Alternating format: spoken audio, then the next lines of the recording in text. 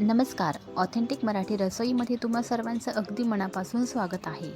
तर आज आपण अतिशय पारंपरिक असा पदार्थ बनवणार आहोत, तो म्हणजे लांडगे. हा पदार्थ अतिशय पौष्टिक असा आहे, तुम्हाला सर्वांनाही नक्कीच आवडेल. तर चला मग आता आपण सुरुवात करूया लांडगे बनवायला. त्यासाठी आपल्याला 1 वाटी गव्हाचे पीठ लागणार आहे. पीठ चाळणीने अगदी स्वच्छ गाळून घेतलेले आहे. त्याचबरोबर आपण त्यात चवीप्रमाणे मीठ आणि हळद देखील टाकून घेणार आहोत. थोड्या प्रमाणात तेल देखील टाकून घेऊया. आता हळद, मीठ, तेल आणि पीठ सर्व एकत्र मिक्स करून घेऊया. नंतर आपण थोड्या प्रमाणात पाणी टाकून व्यवस्थितपणे पीठ मळून घेऊया.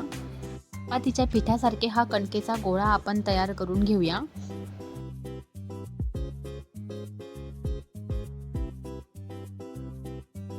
पीठ थोडे सुके वाटल्यास आपण त्यात पाण्याचा वापर करून पीठ चांगल्या पद्धतीने मळून घेऊया. आता आपला कणकेचा गोळा अगदी व्यवस्थित पद्धतीने मळून झालेला आहे, तुम्ही बघू शकतात. आता आपण हे पीठ 10 ते 15 मिनिटांसाठी चांगले झाकून ठेवणार आहोत. लांडग्यांसाठी आपण 3 डाळींचा वापर करणार आहोत. एक म्हणजे मुगाची डाळ, दुसरी चण्याची डाळ आणि तिसरी तुरीची डाळ.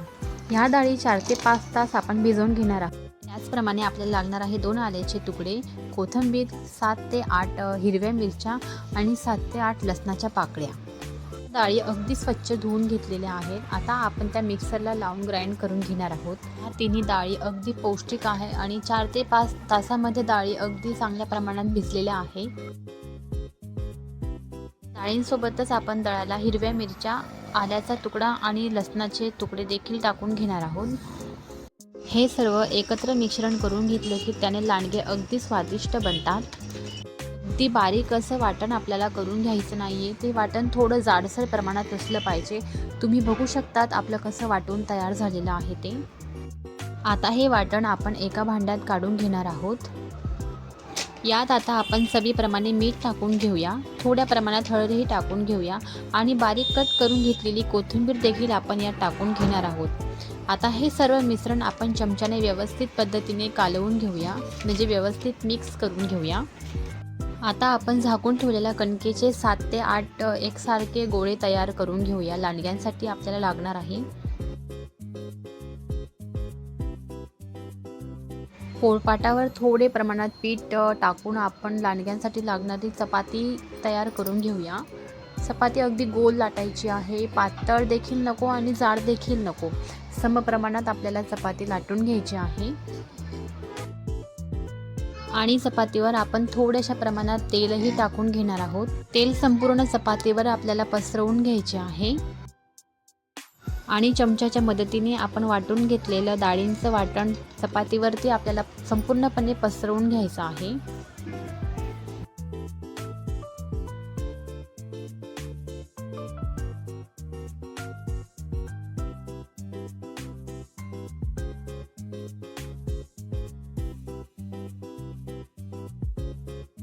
आता आपल्याला त्या चपातीचा अगदी व्यवस्थित पद्धतीने रोल तयार करून घ्यायचा आहे.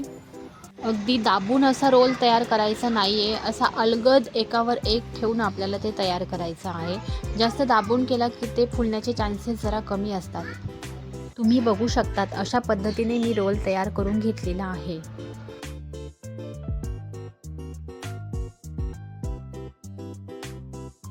त्याचप्रमाणे आपण दुसरी चपाती लाटून तशाच पद्धतीने रोल तयार करून घेऊया.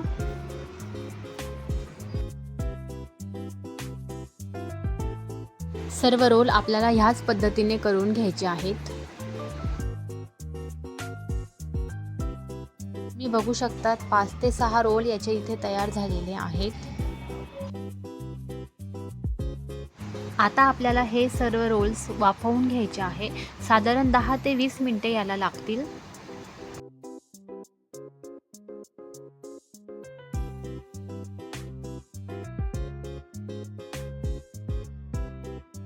दहा ते 15 मिनिटातच आपले लांडगे व्यवस्थित बनून तयार झालेले आहेत, तुम्ही बघू शकता. आता आपण हे लांडगे चाकूच्या साहाय्याने अळूवडीसारखे एका समान आकारात कट करून घेणार आहोत.